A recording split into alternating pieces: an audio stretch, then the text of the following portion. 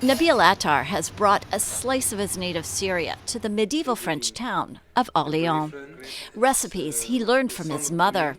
Memories of the homeland he left nearly a decade ago after being extorted, he says, by Bashar al-Assad's government. We were threatened by some armed people to pay money, and they kidnapped my boy. It was so complicated, and I paid a lot of money to get my son back.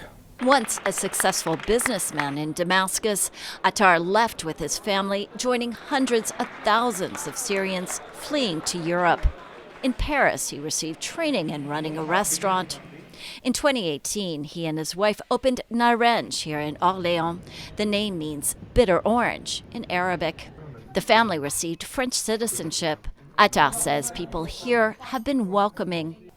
We never had any problem. We never faced any, I don't like to use racism, but we never encountered that. Then came news earlier this month that Assad's regime had collapsed. It triggered celebrations in Orléans, including at Attar's restaurant.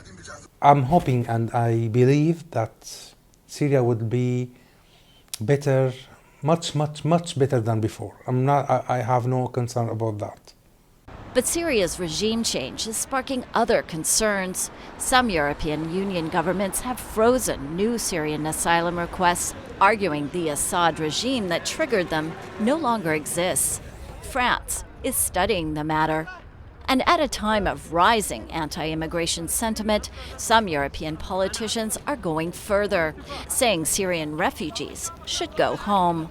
Rights groups and many Syrians argue they still face threats.